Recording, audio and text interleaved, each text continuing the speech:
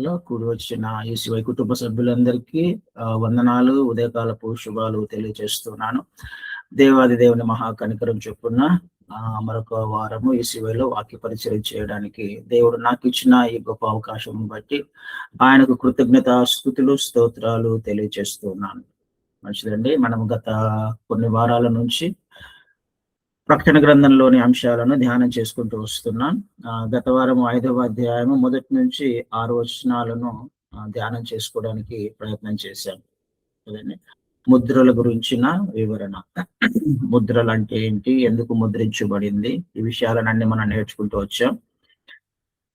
అయితే తండ్రి చేతిలో ఉన్న, దేవుని చేతిలో ఉన్న ఆ ముద్రలను విప్పడానికి అర్హుడు ఎవరు అని ఎదురు చూస్తూ ఉన్నప్పుడు ఆకాశంలో కానీ భూలోకంలో కానీ మరి ఎక్కడా కానీ దానిని విప్పడానికి అర్హత కలిగిన వారు ఎవరు లేరు, ఒక్క గొర్రెపిల్ల తప్ప అనే విషయాన్ని మనము చూసి అక్కడికి ముగించుకున్నాం గత వారం.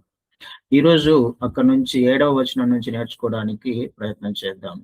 ఆయన వచ్చి సింహాసనమునందు ఆసీనుడై ఉండు వాని కుడి చేతిలో నుండి ఆ గ్రంథమును తీసుకొనెను. గొర్రెపిల్ల వచ్చి దేవుని చేతిలో ఉన్న ఆ గ్రంథాన్ని తీసుకున్నాడు. ఆయనకు మాత్రమే, ప్రభువైన క్రీస్తు వారికి మాత్రమే ఆ అర్హత ఉంది. తండ్రి నుంచి ఏది అయినా అధికారము పొందుకున్నవాడు ప్రభువైన క్రీస్తు వారు మాత్రమే కదండి. అది ముద్రించబడిన గ్రంథము.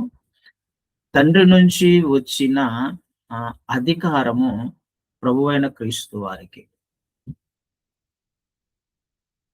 గొర్రెపిల్లగా ఆయన ఈ లోకంలోకి వచ్చి ఆ గ్రంథం ఏంటో కూడా మనం గత వారం చూసాం కదా. గ్రంథంలో ఉన్న విషయాలు ఏంటో కూడా మనం గత వారం చూసాం. ఒకవేళ చెప్పాలంటే గాడ్స్ జడ్జిమెంట్ అనే విషయాన్ని మనం జ్ఞాపకం చేయాలి. గ్రంథంలో ఏముంది అని అంటే తీర్పు, పాపానికి వ్యతిరేకమైన గాడ్స్ జడ్జిమెంట్ అగైనెస్ట్ సిన్. పాపానికి వ్యతిరేకమైన, లేకపోతే మనిషి యొక్క జీవితంలో మనిషి చేసిన తప్పులకి, పాపాలకి, తిరుగుబాటుకి వ్యతిరేకంగా ఆయన శిక్షలను తీసుకొని రాబోతున్నాడు. మనిషి యొక్క ప్రవర్తన ఫలితము ఆ గ్రంథంలో రాయబడింది. గొర్రెపిల్లగా సకల మానవాళి పాపాలను పరిహరించడానికి ఆయన ఈ లోకంలోకి వచ్చాడు. మనిషి యొక్క రక్షణార్థమై ఆయన గొర్రెపిల్లగా ఉన్నాడు. కానీ అక్కడ ఒక దేవదూత మాట్లాడిన మాట యూదాగోత్రపు సింహము అని చూస్తున్నాం. అంటే ఆయన పాపము పట్ల ఆయన ఒక సింహముగా ఉన్నాడు, యూదాగోత్రపు సింహముగా ఉన్నాడు. పాపము చేసిన వారి పట్ల ఆయన త్యాగాన్ని గ్రహించక, ఆయన చేసిన ఆ త్యాగాన్ని అర్థం చేసుకోక వారి ఇష్టం వచ్చినట్టుగా ప్రవర్తించే జీవిస్తున్న వారి పట్ల ఆయన కొదమ సింహంగా ఉన్నాడు, యూదా గోత్రపు సింహంగా ఉన్నాడు. పాపాన్ని సహించని వాడుగా ప్రభువైన క్రీస్తు వారు ఉన్నారు. ఆ తీర్పు తీర్చే అధికారం కూడా ఆయన తండ్రి నుంచి ఆయన మాత్రమే పొందుకున్నాడు. వేరే వారికి ఎవరికి కూడా అర్హత లేదు అనే విషయము మనం జ్ఞాపకం చేసుకోవాలి. ఆయన ఈ లోకంలోకి వచ్చినప్పుడు గొర్రెపిల్లగా ఆయన ఈ లోకంలోకి వచ్చి ప్రతి ఒక్కరిని ఆయన ప్రేమించి, ప్రతి ఒక్కరి పట్ల కనికరను చూపించి, ఆయన ఈ లోకంలోకి వచ్చినప్పుడు కృపా సత్యములు ఈ లోకంలోకి వచ్చాయి అనే విషయాన్ని మనకు యోహాను సువార్త 1వ అధ్యాయంలో చూస్తాం. ఆయన కనికరం చూపించాడు, కృప చూపించాడు, త్యాగం చేశాడు కదండి. మనిషి పట్ల దయ చూపించాడు, ప్రేమించాడు, క్షమించాడు. అయితే ఈ కృపాకాలము ఆల్మోస్ట్ సమాప్తమైపోతుంది. ఇక ఇప్పుడు వచ్చేదంతా కూడా తీర్పులే. ఆయన కొదమ సింహంగా, యూదా గోత్రపు సింహముగా ఆయన ఇక రాబోతున్నాడు. తీర్పు తీర్చేవాడిగా ఆయన రాబోతున్నాడు. ఆ ముద్రలు విప్పడం మొదలైన క్షణము నుంచి ఈ లోకంలో మనిషి జీవితంలో జరిగే భయంకరమైన సంఘటనల సమాచారమే ఆ గ్రంథంలో రాయబడిన విషయాలు. అయితే ఈ తీర్పు దేనిని ఆధారం చేసుకొని ఉంటుంది అంటే ఖచ్చితంగా ఆ గ్రంథంలో రాయబడిన విషయాల మీద ఆధారపడి కదా, గ్రంథంలో రాయబడి ముద్రించబడ్డాయి. అయితే ఆ గ్రంథము ఏ విధంగా రాయబడింది అనే విషయాన్ని కూడా చూసాం మనం, లోపట బయట కదండి. అయితే లోపల బయట రాయబడిన విషయాలను బట్టి తీర్పులు వస్తాయి. అంటే ఏంటి అవి లోపల బయట రాయబడిన విషయాలు ఏంటి? ఏ విధంగా దానిని మనం అర్థం చేసుకోవాలి అని అంటే, ఒక అర్థం అవ్వడానికి మనకి జకర్య గ్రంథాన్ని ఒకసారి చూద్దాం.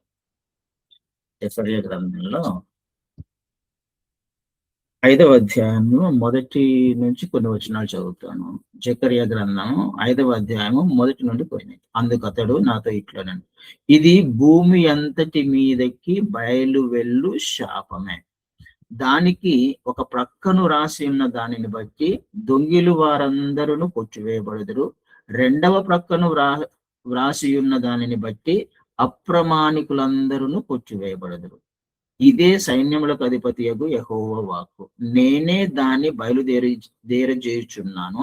అది దొంగల ఇండ్లలోను నా నామమును బట్టి అబద్ధ ప్రమాణము చేయు వారి ఇండ్లలోను ప్రవేశించి వారి ఇండ్లలో ఉండి వాటి దూలములను రాళ్లను నాశనము చేయను.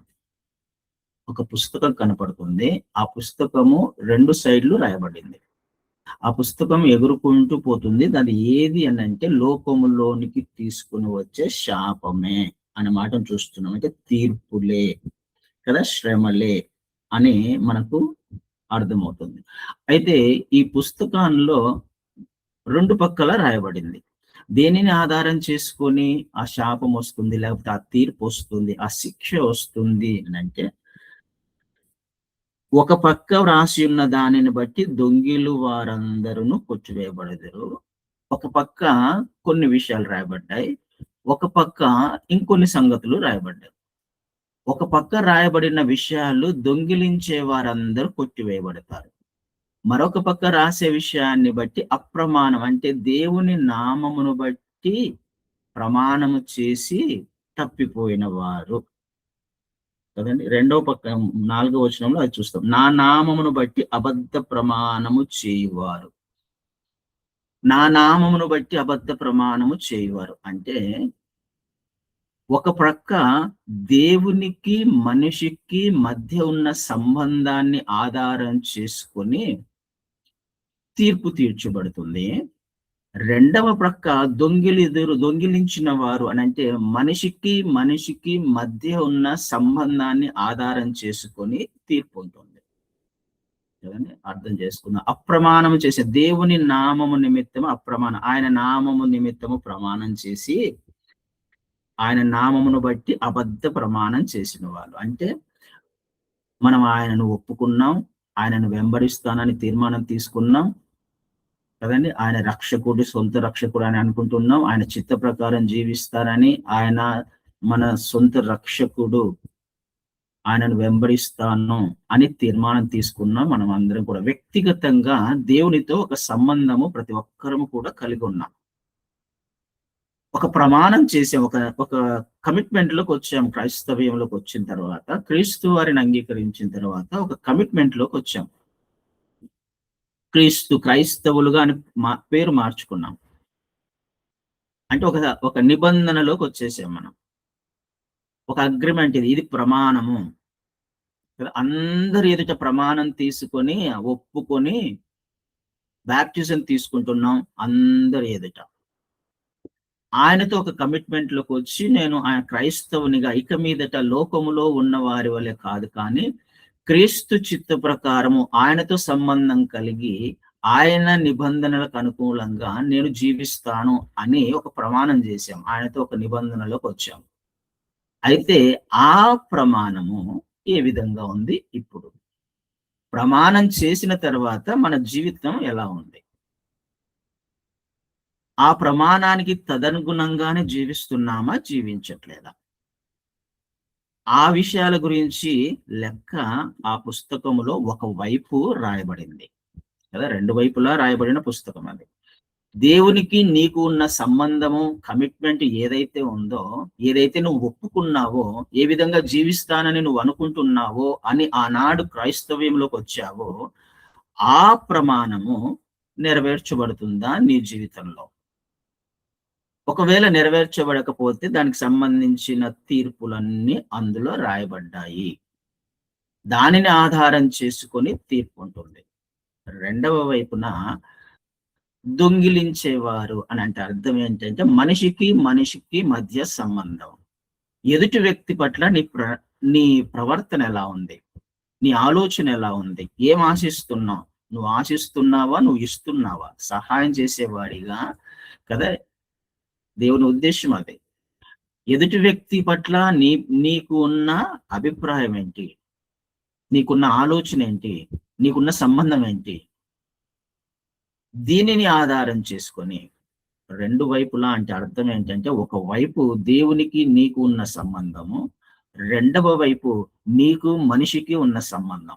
ఈ రెండిటిని ఆధారం చేసుకొని తీర్పు ఉంటుంది. ఇది దాని యొక్క భావం. దేనిని ఆధారం చేసుకొని మన జీవితంలో తీర్పు వస్తుంది?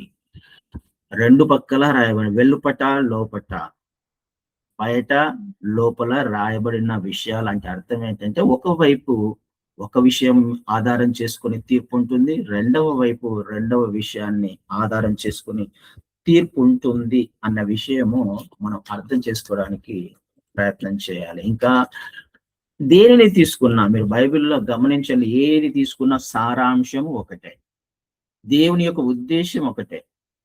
10 ఆజ్ఞలు ఉన్నాయండి. 10 ఆజ్ఞల్లో మొదటి 4 ఆజ్ఞలు ఎవరికి సంబంధించినవి, తర్వాతి 6 ఆజ్ఞలు ఎవరికి సంబంధించినవి? మొదటి 4 ఆజ్ఞలను మొదట చూస్తే దేవునికి మనిషికి ఉన్న సంబంధం అది కదా. మొదటి దేవునికి మనకి నేను తప్ప వేరే దేవుడు ఉండకూడదు, నా నామాన్ని వ్యర్థముగా ఉచ్చరింపకూడదు కదా. ఇక అంటే దేవునికి మనిషికి ఉన్న సంబంధము మొదటి 4 ఆజ్ఞలు. తర్వాత మనిషికి ఉన్న సంబంధము, అబద్ధం ఆడకూడదు, వ్యభిచరింపవద్దు, దొంగిలకూడదు, ఇవన్నీ మనిషికి ఉన్న సంబంధం. ఆది కాండంలో వచ్చేది అనాది నుంచి కూడా దేవుని యొక్క ఉద్దేశం అదే. మనకు దేవునికి ఉన్న సంబంధం ఎలా ఉంది, మనిషికి ఎదుటి వ్యక్తికి నీ సహోదరునికి ఉన్న సంబంధం ఎలా ఉంది, ఈ రెండింటిని ఆధారం చేసుకుని మనకు తీర్పు ఉంటుంది. పరలోక ప్రార్థన కూడా మనం నేర్చుకున్నాం. పరలోక ప్రార్థనలు కూడా మొదటి 4 అంశాలను తీసుకొని దేనికి సంబంధించి ఉంటుందో కదా, దేవునికి సంబంధం కదా. పరలోకమందున్న మా తండ్రి, నీ నామము పరిశుద్ధ, నీ రాజ్యం వచ్చును గాక, నీ చిత్తం అంటే పరలోక సంబంధమైన దేవునికి సంబంధించిన, నీకు దేవునికి సంబంధించిన విషయాలు. అందులో నీ ఆత్మీయ జీవితం ఎలా ఉంది, తర్వాత విషయాలే, తర్వాత మనిషికి సంబంధించిన విషయాలు. ఆలోచన చేయడానికి ప్రయత్నం చేద్దామండి. క్రైస్తవ జీవితం క్యాజువల్ గా మనం తీసుకుంటూ వెళ్తున్నామేమో, కానీ ఆయన లెక్కలోకి తీసుకోబోతున్నాడు రాబోయే దినాలలో. ఆల్మోస్ట్ ఆల్ కృపాకాలం, ఇంకా కృపాకాలం అయిపోయింది, అయిపోవడానికి వచ్చి ఆల్మోస్ట్ ఆల్ క్లియర్ అయిపోతుంది అది. ఇప్పుడు తీర్పు తీర్చడానికి ఆయన రాబోతున్నాడు. నిన్ను నన్ను లెక్కలోకి తీసుకోవడానికి ఆయన రాబోతున్నాడు. ప్రతి దానికి లెక్క అడగడానికి కదా. నేను అతి త్వరలో వస్తున్నాను, ఎవరి క్రియల చొప్పున వారికి నేను జీతం ఇస్తాను అని అంటున్నాడు. మనం దానియేలు గ్రంథంలో కూడా ఆ విషయం చూస్తాం. మెనెటెకులు ఫాల్సెస్ అనే దానికి అర్థాన్ని కూడా మనం ఒకసారి చూసాం. నిన్ను త్రాసులో తూచగా అని అక్కడ చూస్తాము. నీ ప్రభుత్వాన్ని లెక్కలోకి తీసుకోనగా అనే మాటను చూస్తాం. నిన్ను త్రాసులో తూచగా అంటే వ్యక్తిగతంగా నిన్ను లెక్క అడుగుతాడు. నీ ప్రమాణము లేకపోతే నీకు దేవునికి ఉన్న సంబంధం, వ్యక్తిగత సంబంధం అది. అదే నిన్ను త్రాసులో తూచగా అంటే నిన్ను లెక్క అడుగుతాడు. వ్యక్తిగతంగా దేవునికి నీకున్న సంబంధం ఏంటి, దానిలో లెక్క అడుగుతాడు. నీ ప్రభుత్వాన్ని లెక్క చూడగా అంటే ప్రభుత్వాన్ని అంటే రాజుకి ప్రజలకు, రాజుకి అధికారికి మధ్యలో ఉన్న సంబంధం ఎలా ఉంది. బైబిల్ అంతా 2 ఆజ్ఞలే అండి.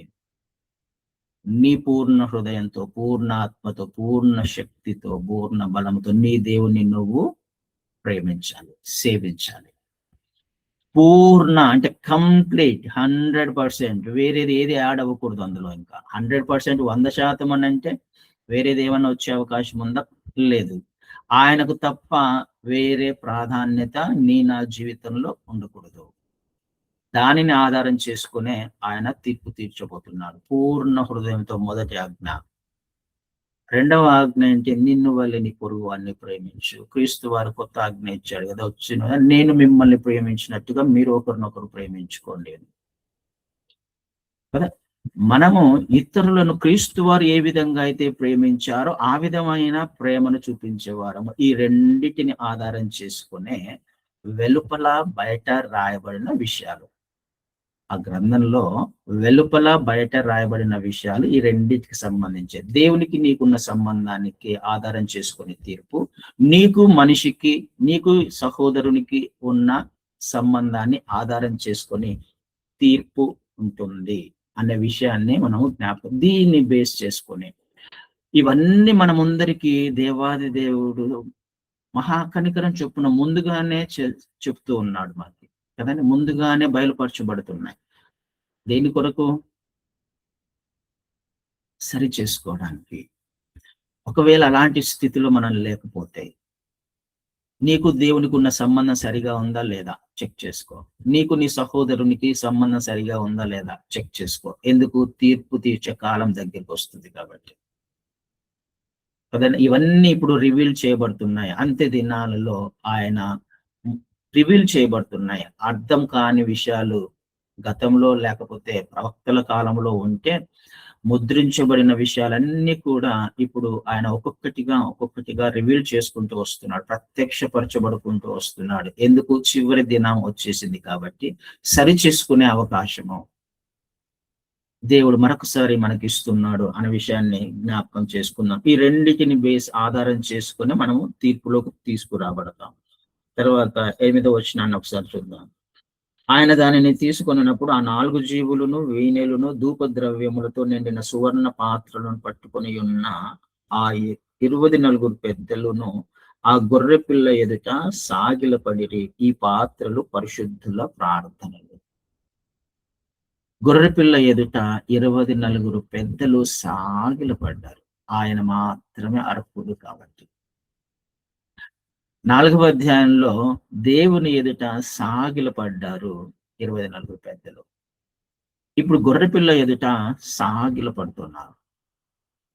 అర్హుడు గొర్రెపిల్ల మాత్రమే. వారి చేతిలో సువర్ణ పాత్రలున్నాయి. ఆ సువర్ణ పాత్రలు ఏంటి అనంటే పరిశుద్ధుల ప్రార్థనలు. వారి చేతిలో సువర్ణ పాత్రలు ఉన్నాయి, బంగారు పాత్రలు ఉన్నాయి. ఆ పాత్రలలో పరిశుద్ధుల ప్రార్థనలతో అవి నింపబడ్డాయి.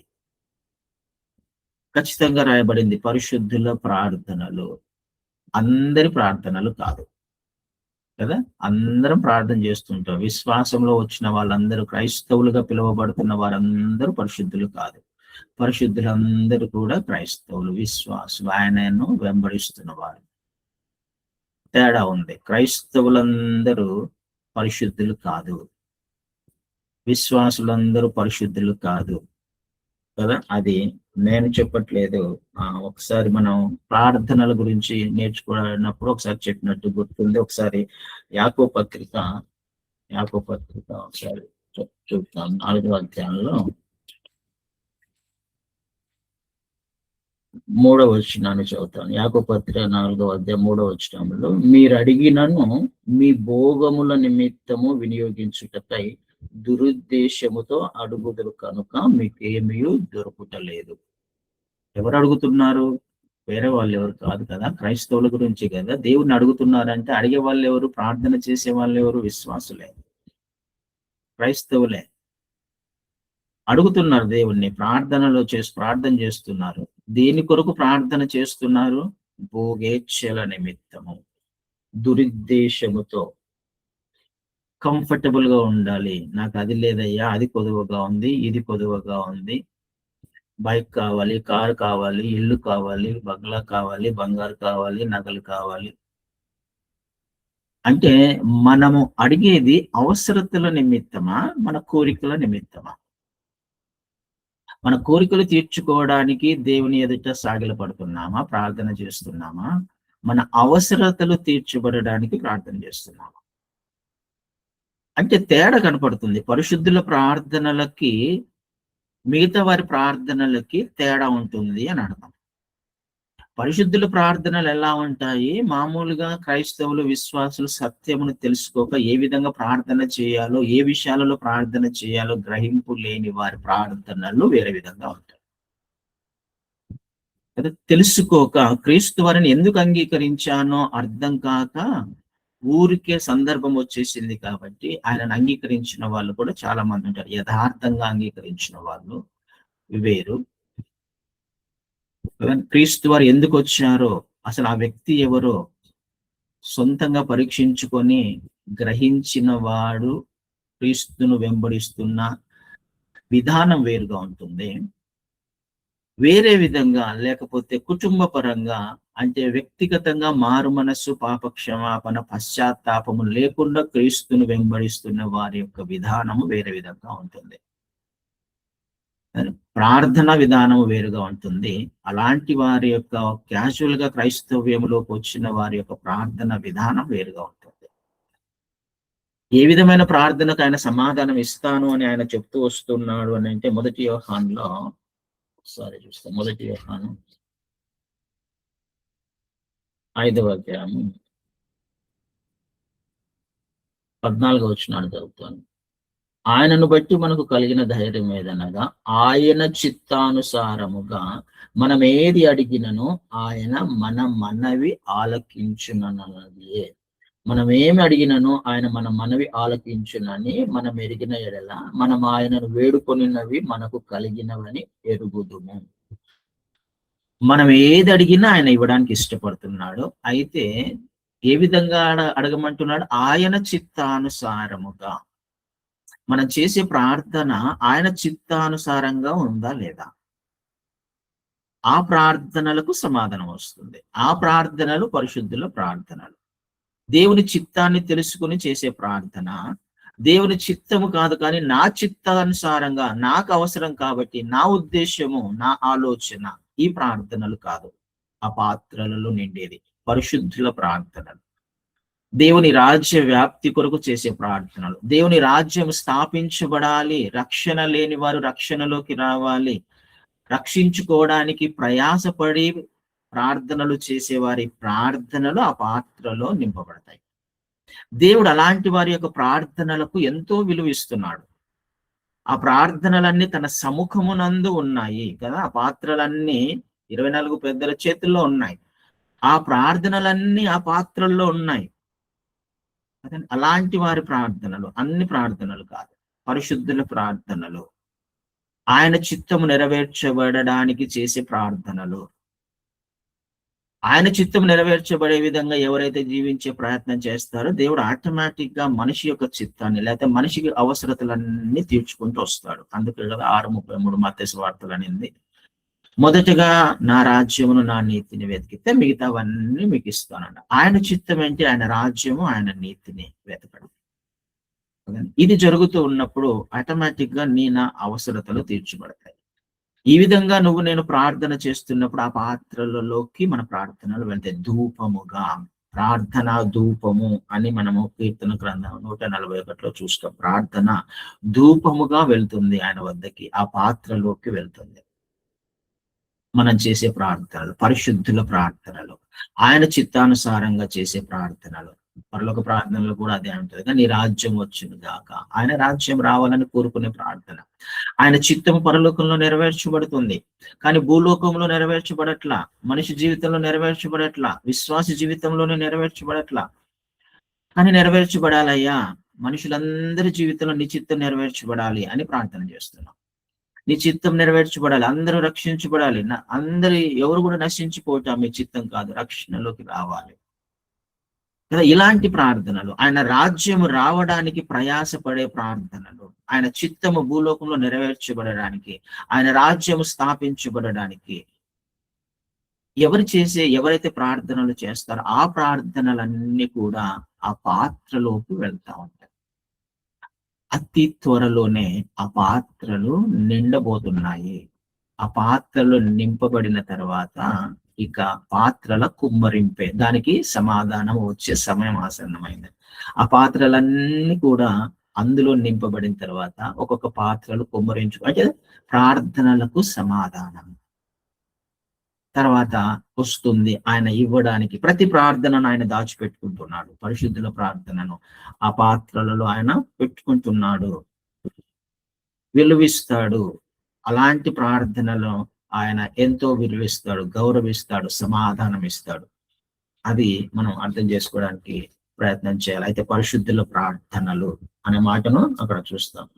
తర్వాత వచనాలను ఒకసారి చూస్తే, ఆ పెద్దలు, నీవు ఆ గ్రంథమును తీసుకొని దాని ముద్రలు విప్పుటకు యోగ్యుడవు, నీవు వధింపబడిన వాడవై నీ రక్తమిచ్చి ప్రతి వంశములోను ఆయా భాషలో మాట్లాడే వారిలోను ప్రతి ప్రజలోను ప్రతి జనంలోను దేవుని కొరకు మనుష్యులను కొని మా దేవునికి వారిని ఒక రాజ్యముగాను యాజకులను గాను చేసి కనుక వారు భూలోకమందు ఏలుదురని క్రొత్త పాట పాడుదు. భూలోకమును ఏలుదురు. ఎవరు వెళ్తారు?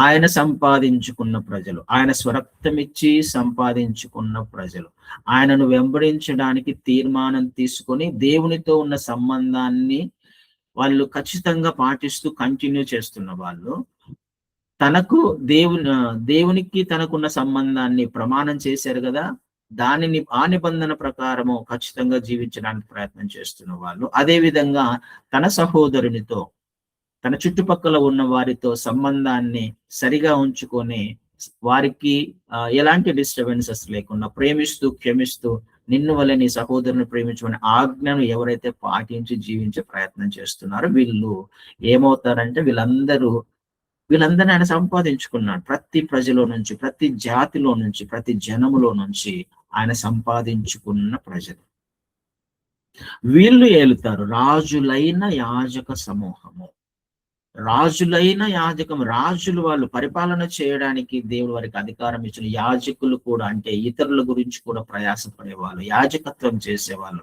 ఇతరుల గురించి కదా. యాజక ధర్మం అదే.